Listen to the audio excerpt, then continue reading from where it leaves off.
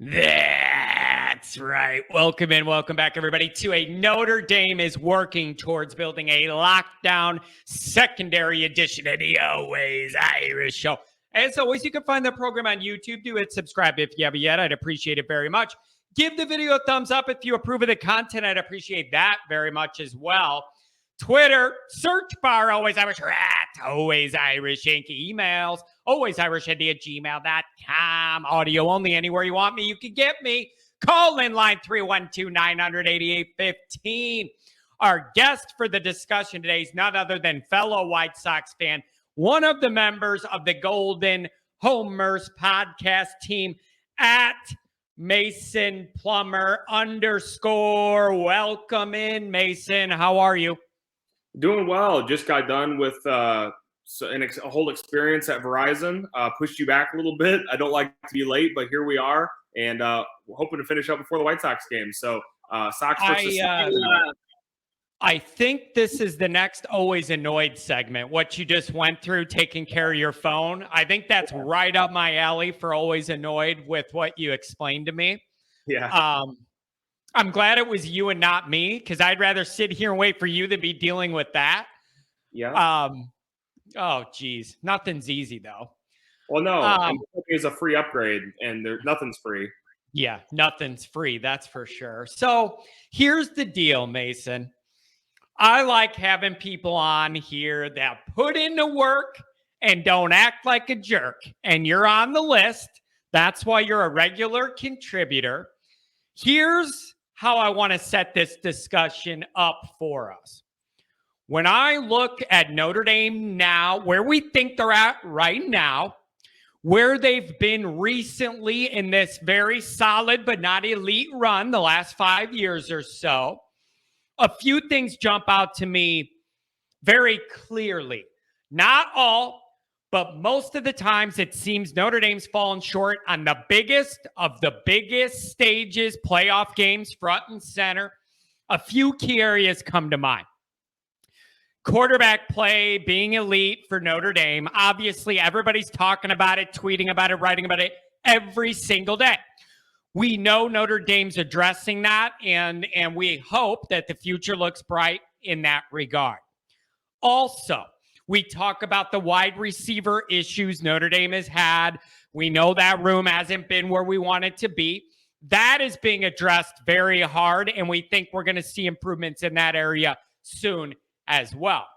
The other thing that jumps to my mind, front and center, looking at these big game matchups, is thinking about how sometimes the back end of our defense has had trouble historically containing some of the combinations of these other elite quarterbacks and wide receivers.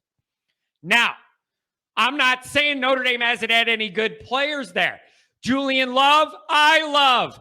Kyle Hamilton, I love. The issue is I need about two of those each out there at the exact same time to have a lockdown secondary, not a great secondary player, right? And so that's where we want to go. And it seems like Notre Dame is aggressively addressing this as well, especially in recruiting. Would you agree with that?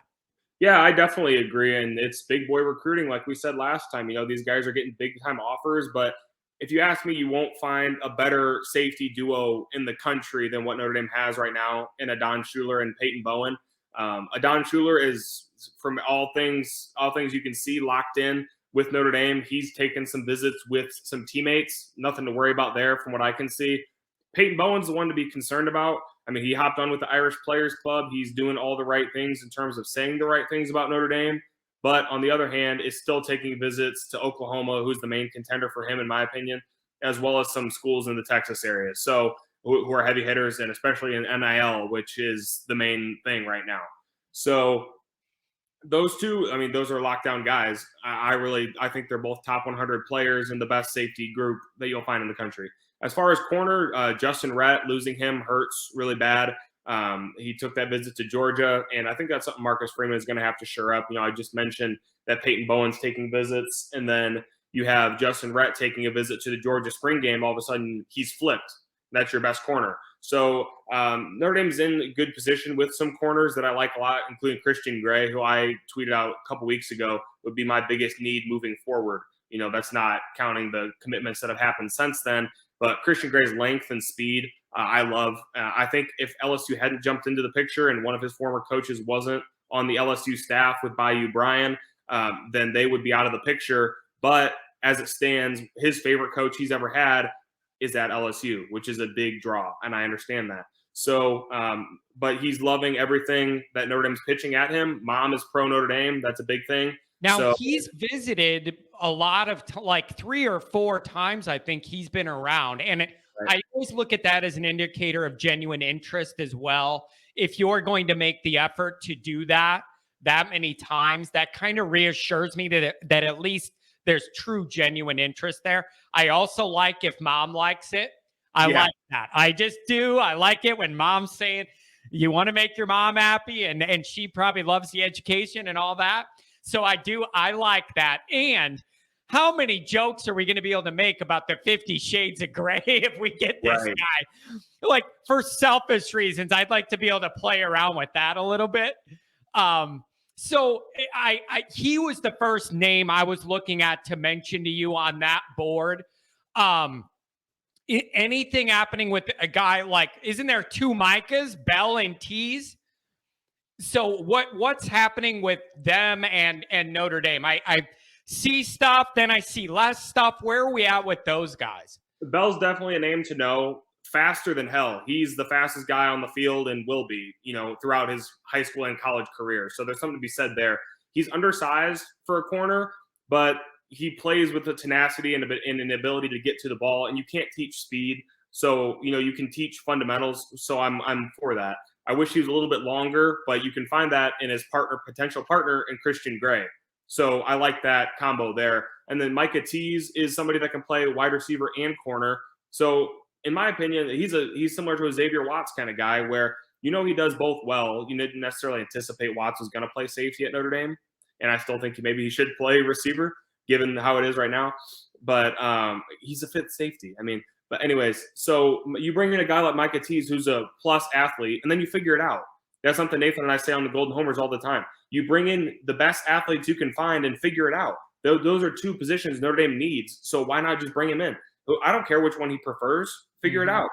Yeah, so, and that gives you maximum flexibility too, right. And you can adjust. And I love that idea as well, as long as it's a supreme athlete. You know what I mean? That can do that. But I love that flexibility that provides. Where are we at with Simpson Hunt? Where are we at with that recruitment? That's been a little bit more quiet as compared to the other names that you mentioned. That one's kind of hard to read. I think we'll know more. The next 2 months or so for Notre Dame are going to be huge. I anticipate, we'll talk about this later, I anticipate a big month for Notre Dame this month.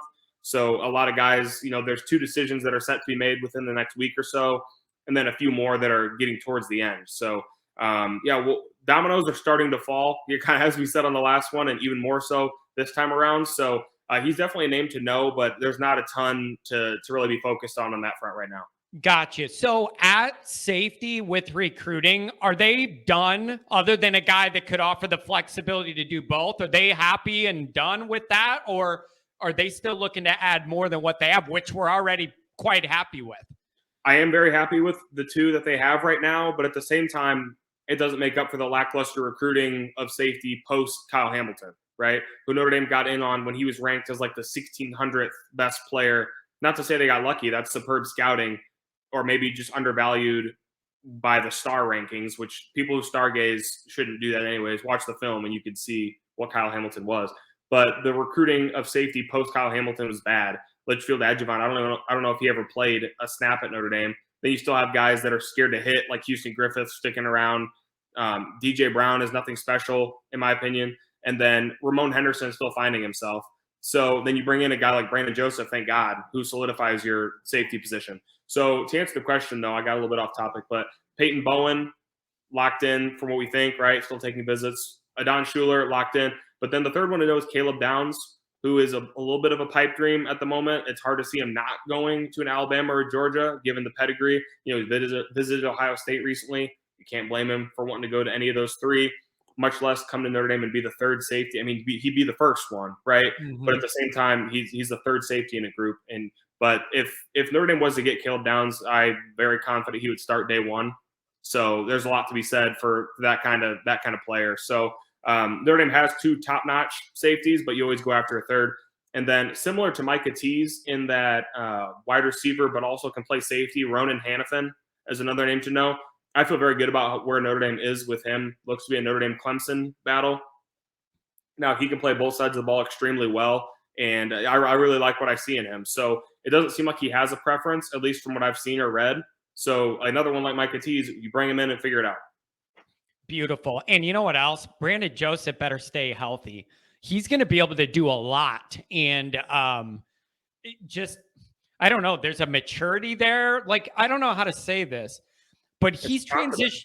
Yeah, and he's transitioned into Notre Dame, but it almost feels like he's just comfortable, like he's been there. Like it doesn't feel awkward, like stepping in that room and being like, do I belong? Because I haven't been here as many years.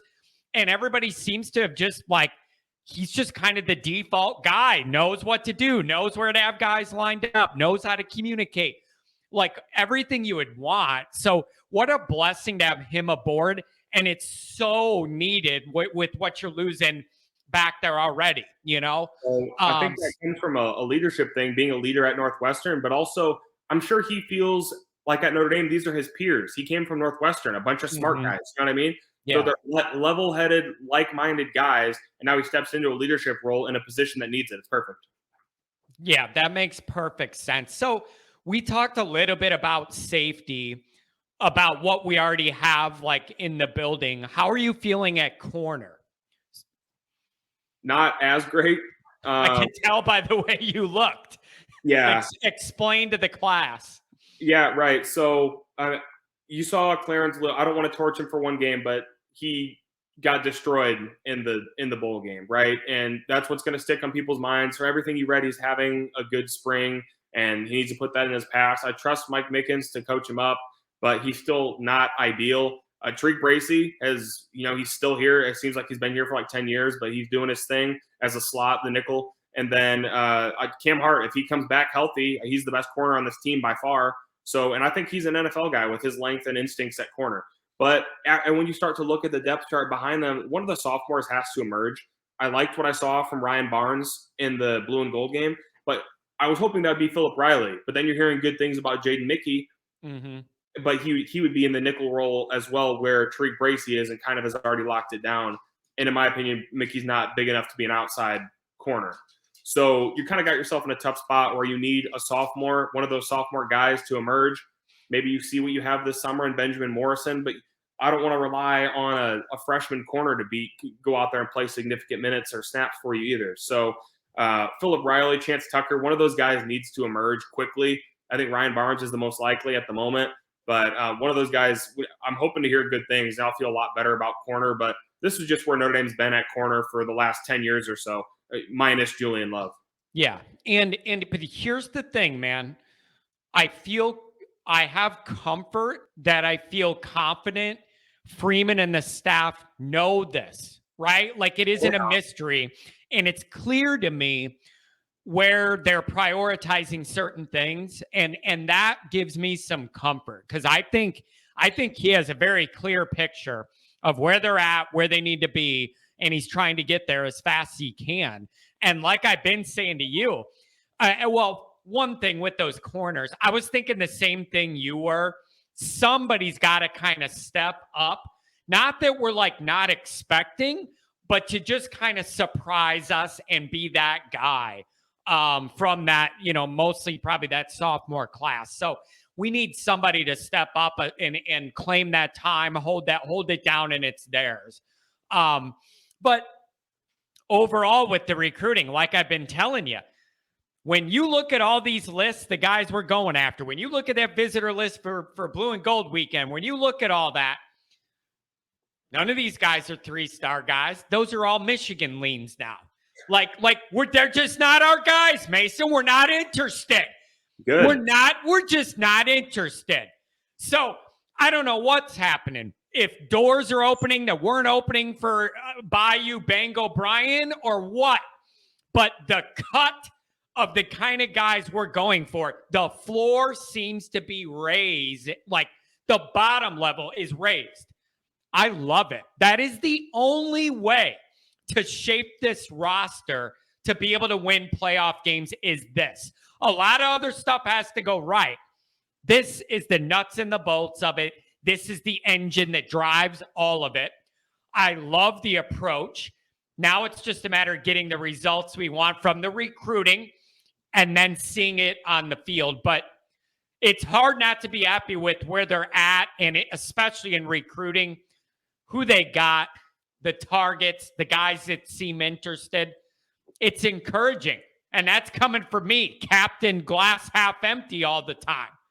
Don't you agree? I love what they're doing. No, I do, and you should have every reason to. The only reason for concern would be Marcus Freeman getting burned out because he puts so much time into recruiting. But I think he might just be wired differently. Yeah. But yeah, he's putting in all the time and getting guys at the right positions that are of need. He knows what it takes to go win a national championship, and the recruiting with the past guy was lackluster, and Marcus Freeman's so over the top almost to where he's putting so much time into it that. I mean, with this class, there was so much transition that he didn't get. I'm not even considering this his first full class yet. I mean, 2022, he had like half of it. This is technically his first real class, but even like 2023 and 2024 are going to be completely different than anything we've seen at Notre Dame. And those are getting kicked off already. I mean, people weren't even expecting Brandon Davis-Swain to pop, who I think is a stud on the defensive line. And then he comes to Notre Dame, meets with Freeman, he meets with Al Washington, boom, pops. I mean, he's from the state of Michigan, by the way. How about that? That's a double win for me. The idea of this 23 class where it's probably going to end up Dante Moore, cherry on top or not, whatever. I don't even feel like going there today. We've covered that enough every week worrying. Whether or not that happens, 23 class is going to be really good. The exciting thing to me is thinking about stacking 2 or 3 of these type of classes together. That's something we haven't seen since before you were born at Notre Dame, quite frankly. Right. Honestly, I'm not even bullshitting. Seriously, I don't think you were around the last time they had that much high-end talent all in the building at the same time. I love it. That is so exciting, and I barely was. So right. That's where I think this gets extremely exciting, thinking about stacking some of those classes and how they can build. And then you have skill on skill on skill, athlete on athlete on athlete. And oh, by the way, depth on depth on depth. And that's something Notre Dame usually doesn't have the luxury of most of the time. If they got top end guys, God forbid you tweak an ankle, you're in bad shape. They're looking to build depth and guys that can step in and contribute. It's great. It's fantastic. And you're seeing it already with guys that like this class is so good that, without naming names, there's guys that have wanted to pop for Notre Dame that would usually be takes in normal years that just aren't. And they're not now. Notre Dame's shooting for the stars right now and getting the top-notch guys. You're not taking 3 stars. You're taking 4s and 5s. Mason, that tells you things are changing. That's exactly what I've always felt that needed to happen, but it was just a matter of how it was going to happen. And that's also, we've talked about this before. That whole mind frame is kind of why a lot of Notre Dame fans have so much anxiety now, and they don't like seeing these recruits taking all those visits and getting all the bouquets from every other fan base and Alabama sniffing around our guys or whatever. Listen, those are grade A problems to have. Those are high-class problems to have. And I don't look at them as problems. It's just new territory for us. I look at that as a fantastic sign. You're swimming in the deep end of the pool, and quite frankly, I love it. Now, let me ask you this. David wants your guys. Yeah, it's beautiful. That's why I said those automatic take 3-star guys. Love Indy, Michigan, Ann Arbor. Go there. Go there. They got room for you. They want you. Go there. It's great. It's just beautiful there. Go ahead. So here's where this gets exciting. And you have kind of teased some of this. I've teased a little of it with the Irish Players Club group chat on Discord. It seems like Notre Dame fans may be in for some pleasant news getting into the heart of May and into early June. Do you agree with that? There's a sentiment that we could be really happy with some activities with recruiting. What do you think's coming? Yeah, with the phrase I like to use is dominoes are falling, and this is the perfect time for dominoes to be falling post blue and gold game, and then just in a couple weeks we have some big time visits. So the month of May is going to be good to Notre Dame. There's 2 dates we already know that all the guys with the real knowledge, Tom Lloyd, those guys who have everything, right? They're putting in crystal balls for these guys, which is always a good thing. Devin Houston would be on Saturday, and then just the following week in Sullivan Absher, which is always a good thing, getting 2 big guys on opposite sides of the line. So then as the month of May continues, there's a couple guys that I think Notre Dame has a good shot with, and it depends on whether they're ready to make their decision, whether they're done with their visits or whatever. But the month of May should be really good to Notre Dame. That's fantastic to hear. Let me ask you this as we wrap up here. I know I don't want to miss the Sox game either, and neither do you. The dead team. Yeah, exactly. Everybody's injured. It's like a MASH unit out there. And don't even get me started on needing an Apple TV Plus to get the game. We're not going there. Always annoyed. We're not going there. I just want to be able to put on a channel and yell about sports. Now I got to have I don't even know what I can have Apple TV on. Anyways, I keep hearing about that June 10th weekend date being a big deal. Do we know yet who exactly is going to be back for that? I know it's a big discussion whether Dante Moore is going to commit to coming back for that day. And what do we know about that? Dante Moore coming for that day would be huge. But anyway, the idea is to get all of the commits together, which has been a difficult thing to do, especially when some of them are visiting other schools when they're, so getting all the commits together along with the top targets. So you're trying to get a picture of what this whole class could be, and then getting guys that, could pop, will pop for Notre Dame together with their potential teammates, with their coaches. The idea is to get everybody together, and, that camaraderie, and things tend to go well for Notre Dame when those things come together. Beautiful. So it feels like this recruiting class got off to a good start. It's going to continue through the summer, heat up. You hope more guys jump on board, and that breeds more guys wanting to play with those guys. Snowball effect. It's really hard not to be encouraged with the overall trajectory of the early Freeman era. There's no reason not to be. Like we always talk about, it's the most upside I've seen since early Lou when I was a little kid, and I mean that genuinely. Yeah, and we're seeing Notre Dame not only in groups for guys that they have no business being, or were having no business being with, but guys that are committing to Notre Dame now. You're even in the top 2 or 3. Keep your name in just keep your hat in the ring as long as you possibly can, and good things happen. So this staff is relentless in every single position group. I'm only 22, but I haven't seen anything like it. You know what I mean? I covered recruiting, and I follow a bunch of different schools, and I watch what they do. And just the relentless, Marcus Freeman knows what he's doing. Not only guys that know X and O's, but they have a passion for recruiting, want to bring the absolute best athletes, and they get Notre Dame. So you can tell I'm passionate about it, man. It gets me pumped up. So bringing these guys that Notre Dame has no business getting, like, out of the states of like Florida and Texas and California, and you're seeing these guys coming you want to come up to South Bend? Let's do it. Yep. But here's what you got to realize, Mr. Whippersnapper, 22-year-old. How long was Brian Kelly here? 11 years? Yeah. Okay. Life. So he is pretty much your entire, cognizant Notre Dame existence from being like 10 or 11 years old. Right. It's all been Brian Kelly. You wouldn't know anything else. Nope. And a lot of people, if that's your framework, your only reality is what you've seen Kelly do. Certain people always felt like there was more that could be done, and now we're seeing it. It's beautiful. It's absolutely beautiful. Just the interest people are having in Notre Dame recruiting.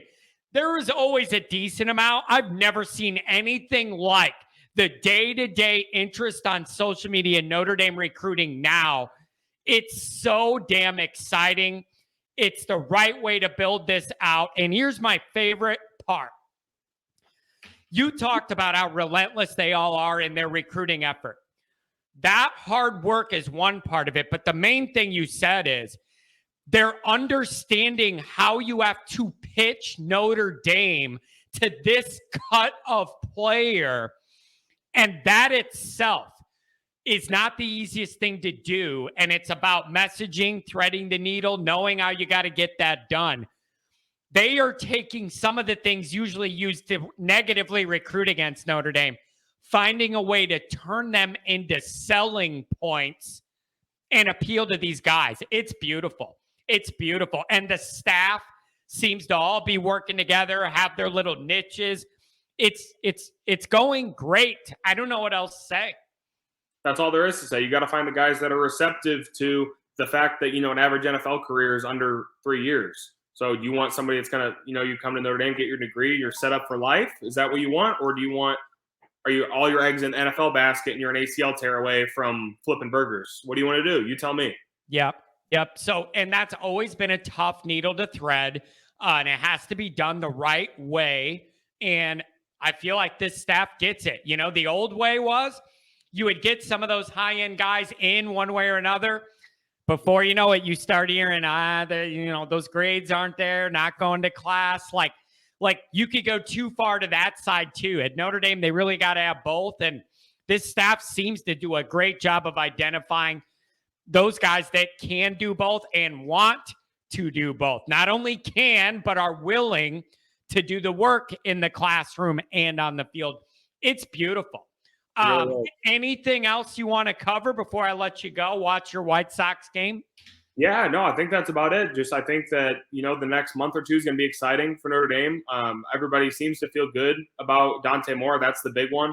So eventually, if he makes it public, makes his decision public, I think that'll be rest assured for a lot of people. So all reasons to feel good at the moment, but I can't imagine Notre Dame Twitter if Bayou Brian pulls this one off.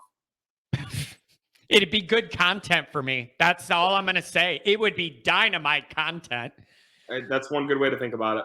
It's the only way I have to think about it without losing my mind, honestly. All right. Well, I appreciate you jumping on. I know you're always up to date with all the most recent recruiting information. I really appreciate you joining.